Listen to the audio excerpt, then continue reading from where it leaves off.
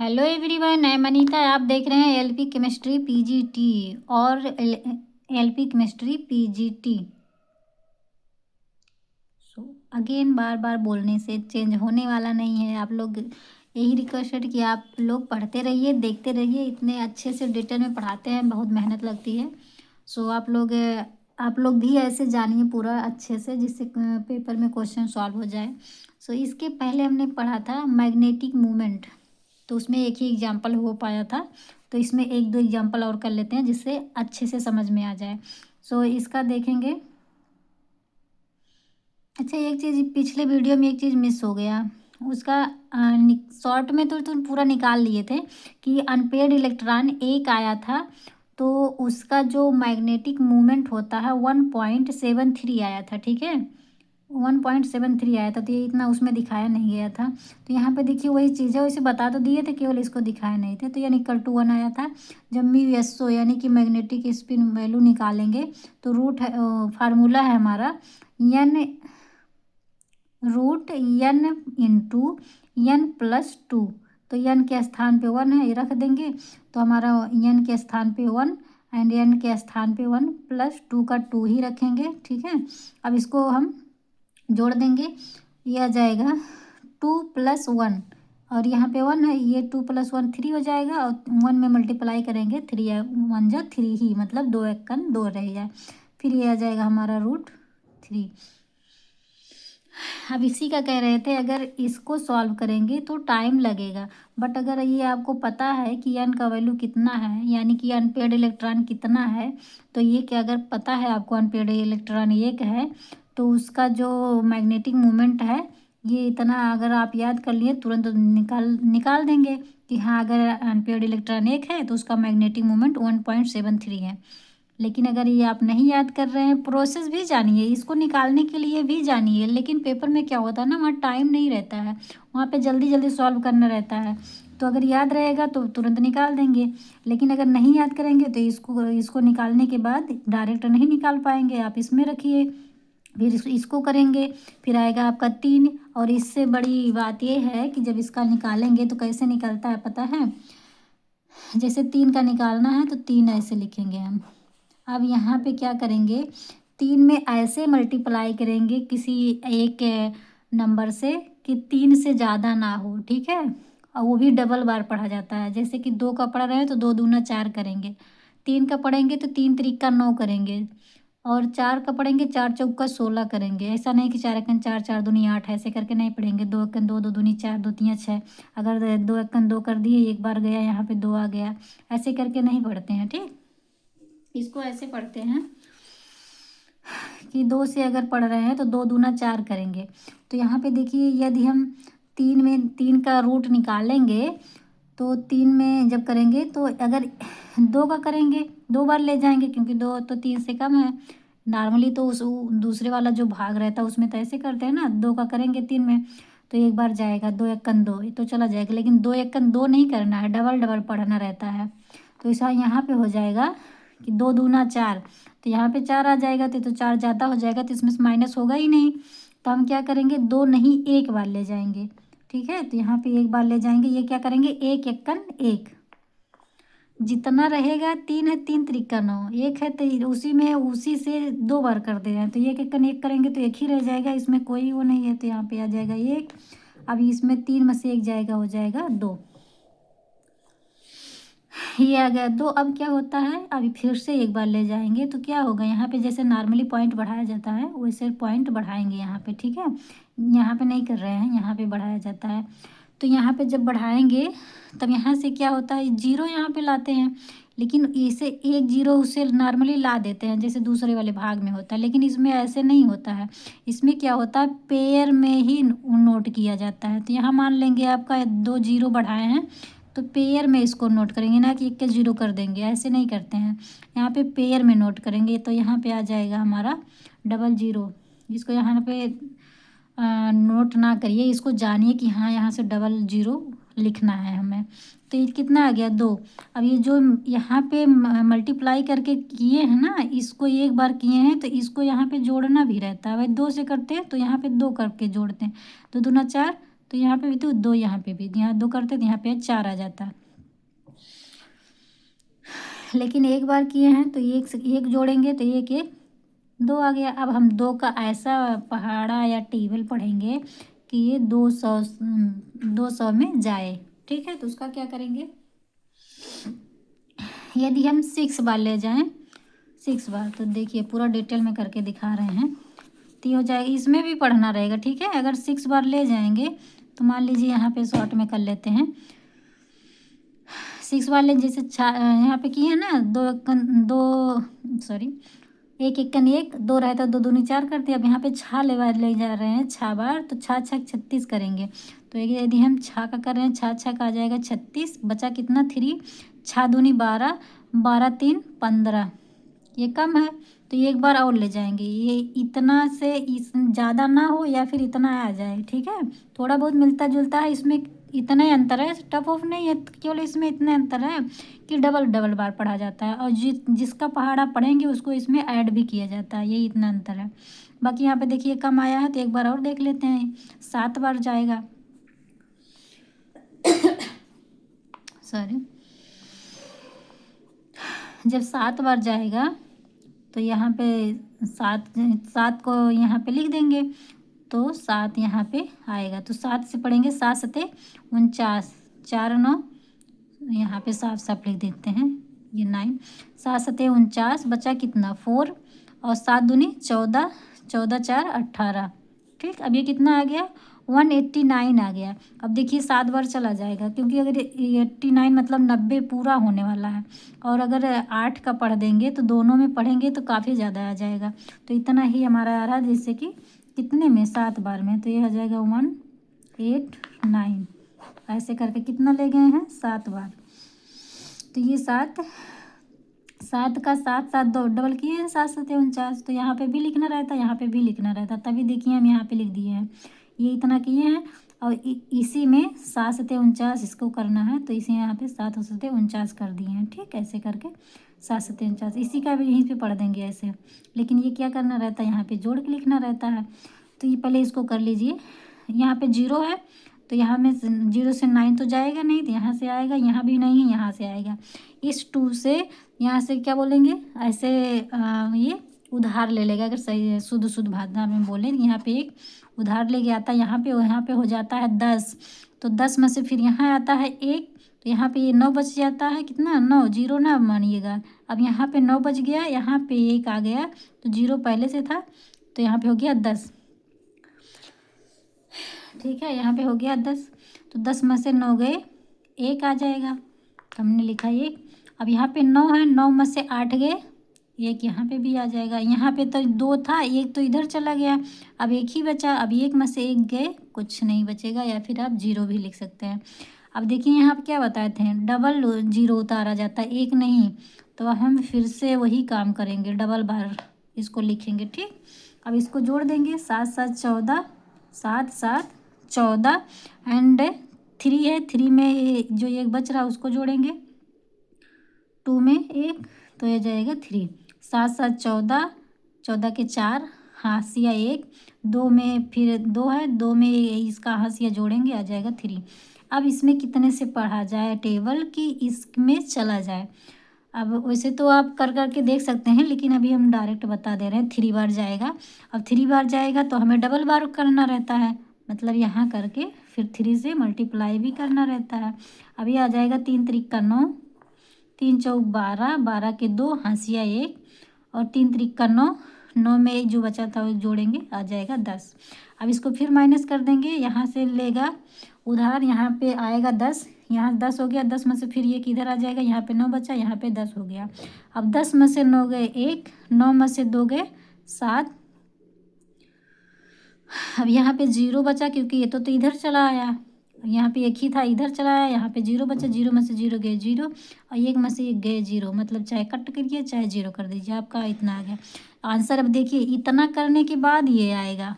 ठीक है, यही चीज़ हम कह रहे थे, यदि अनपेड इलेक्ट्रॉन जितना रहेगा उतना पॉइंट समथिंग हो जाएगा। यहाँ पे 1 है तो 1.73, देखिए सेम वही आया 1.73। अगर यहाँ पे अनपेड इलेक्ट्रॉन 2 रहता तो वहाँ पे 2.83 हो जाता है। 2 तो रहेगा ही रहेगा, 3 अगर आ गया अनपेयर्ड इलेक्ट्रॉन तो 3 पॉइंट करके रहेगा, 4 आ गया अनपेयर्ड तो 4 पॉइंट करके रहेगा, 5 आया तो 5 पॉइंट करके रहेगा। लेकिन तो अब वही चीज़ है कि आप उतना याद कर लीजिए कि इसके बाद कितना आ रहा है पॉइंट के बाद, ठीक है। इसमें आया 1 अनपेयर्ड में 1.73, 2 अनपेयर्ड में आता है हमारा 2.83, ऐसे नॉर्मली आता रहता है। इसी वजह से कह रहे थे इसको याद कर लेंगे तो ज़्यादा बेटर रहेगा, नहीं तो आप इस तरह से करिए ही, इस तरह से कर सकते हैं या फिर याद कर लीजिए, ठीक है। ये हो गया हमारा पहले का। एक एग्जाम्पल और देख लेते हैं। इसके ये सब पढ़ चुके हैं अच्छे से डिटेल में। इसे थोड़ा एग्जाम्पल अब सॉल्व कर रहे हैं तो उसको ही बताएंगे। अब उस तरह से तो बताना नहीं है कि मतलब कैसे इलेक्ट्रॉन फिल करना है, लेकिन बट को सॉल्व कर रहे हैं तो उसको जल्दी जल्दी हम लोग पढ़ लेंगे कैसे। अब देखिए यहाँ वहाँ पे क्या था, वहाँ पे हमारा था CN6, यहाँ पे देखिए 4 है, ये 4 रहता है तो हम उसे टेट्राहेड्रल बोलते हैं। तो ये NiCN4, 4 निगेटिव, वहाँ पे देखिए 3 निगेटिव था, यहाँ पे 4 निगेटिव है, और यहाँ पे ये CN4 है, CN4 आ गया है तो इसका मतलब टेट्राहेड्रल है। इस यहाँ पे 4 है तो इसका इससे कोई लेना देना नहीं कि टेट्राहेड्रल से इसका कोई लेना देना नहीं है। यहाँ कोऑर्डिनेशन का जो ये लिगेंड लगे रहते हैं, कितने लिगेंड लगे हैं उसके अकॉर्डिंग हम निकालते हैं कोऑर्डिनेशन नंबर, ठीक है। तो ये 4 लगा है तो ये टेट्राहेड्रल हो जाएगा। अब देखिए सेम उसी तरह से करना है। पहले Ni है, इसका कॉन्फ़िगरेशन करेंगे, ग्राउंड स्टेट का करेंगे तो 3D8 एंड ये 4S2 आएगा। तो अब यहाँ पे देखिए उसका ऑक्सीडेशन स्टेट निकालेंगे तो CN का हमने बताया है कि -1 होता है, तो इसका -1 होता है, 4 से मल्टीप्लाई करेंगे, 4/4 -4 हो जाएगा। इधर ही देखिए इक्वल टू में -4 रहता है तो इधर जो -4 है जब इक्वल टू के दूसरी तरफ जाएगा तो पॉजिटिव हो जाता है, तो -4 और +4 मिलके 0 आ जाएंगे, तो इसका ऑक्सीडेशन स्टेट जो रहता है वो 0 हो जाएगा, जैसे कि यहाँ पे हमने लिखा है Ni का ऑक्सीडेशन स्टेट 0। तो जब वहाँ पे क्या था +3 आया था तो +3 हम ग्राउंड स्टेट में से घटा दिए थे, लेकिन यहाँ पे 0 ऑक्सीडेशन है, मतलब कोई ऑक्सीडेशन नहीं है तो हम कुछ घटाएंगे भी नहीं, तो हमारा इसमें 10 इलेक्ट्रॉन है, 10 इलेक्ट्रॉन टोटल रहेगा, ठीक है। क्या गलत किया है? नहीं ठीक है। देखिए अब इसमें से निकालना तो है नहीं कोई इलेक्ट्रॉन, कोई इलेक्ट्रॉन नहीं है, तो ये ग्राउंड स्टेट हम कैसे फिल करेंगे। डी में कितने इलेक्ट्रॉन है 8, डी में 8 इलेक्ट्रॉन है, और एस में 4, एस में 2 इलेक्ट्रॉन है, तो 8 इलेक्ट्रॉन डी में है तो डी में भर देंगे, 2 इलेक्ट्रॉन 4 एस में है तो वैसे भर देंगे। तो ये हमारा है 3D, इसमें भरे हम कितना 8 इलेक्ट्रॉन, पहले एक एक इलेक्ट्रॉन भरेंगे फिर इसको पेयर कर देंगे, ठीक। अब यहाँ पे 4s2 मतलब यस में 2 इलेक्ट्रॉन है तो 2 इलेक्ट्रॉन भर दिए, ये क्या है हमारा 4s में 2 इलेक्ट्रॉन। अब देखिए CN को बताए थे ना कि ये स्ट्रॉन्ग फील्ड होता है, जो स्ट्रॉन्ग फील्ड होता है वो पेयर हो जाता है, तो यहाँ पे देखिए जो ये दोनों यस का है, यस वाला जो है पेयर हो जाएगा, ठीक है। 1 मिनट, यहाँ पे ऑक्सीडेशन में मिस्टेक हुआ है, ठीक है। यहाँ पे -2 रहेगा, जब -2 रहेगा ये इक्वल टू -2 आ जाएगा। ये CN जो है -1 है तो 4 से जब मल्टीप्लाई करेंगे तो -4 आ जाएगी, -4 जब इधर आएगा तो प्लस में हो जाएगा। अब +4 में से -2 घटाएंगे तो +2 आ जाता है ऑक्सीडेशन स्टेट, जब +2 आ जाता है उसी के अकॉर्डिंग निकालते हैं। इसमें देखिए जैसा कि इसमें है, इसमें सही है, ये मिस्टेक है, इसको मत दी, मतलब इग्नोर दिस। सो इसको देखते हैं, सेम वही है, उसको गलती हुआ था, हमने कट नहीं किया उसको, इसमें देख लेते हैं। देखिए सेम वही है, इसका ऑक्सीडेशन स्टेट निकालेंगे, ये -4 है तो इधर जाएगा तो प्लस आएगा, और ये -2 है, +4 में से -2 घटाएंगे तो +2 आएगा, +2 हमारा ऑक्सीडेशन हो जाता है, जैसे कि देखिए यहाँ पे लिखे भी हैं Ni और ऑक्सीडेशन 2 है, या फिर आप ऐसे भी लिख सकते हैं, ठीक है, इसमें कंफ्यूज होने की कोई बात नहीं, इतना और इतना, ठीक है।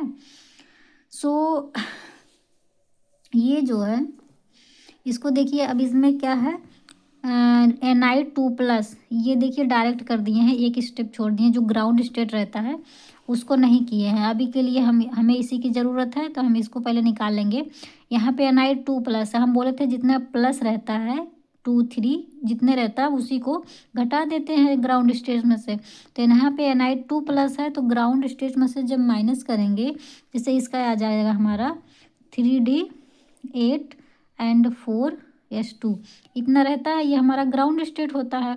अब इसमें से +2 माइनस करना है, ठीक है। तो +2 माइनस करेंगे तो जो यस में 2 इलेक्ट्रॉन है यही माइनस होता है, तो बचेगा कितना, केवल 8 इलेक्ट्रॉन।